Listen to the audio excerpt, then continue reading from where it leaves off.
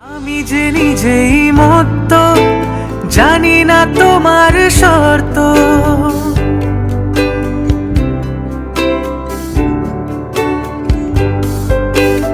আমি যে নিজেই মত্ত, জানি না তোমার শর্ত। যদি বা ঘটে অনর্থ, তবুও তোমায় চাই। হয়তো তোমারই জন্য হয়েছি প্রেমে যে বন্য, জানি তুমি অনন্য, আশার হাত বাড়াই।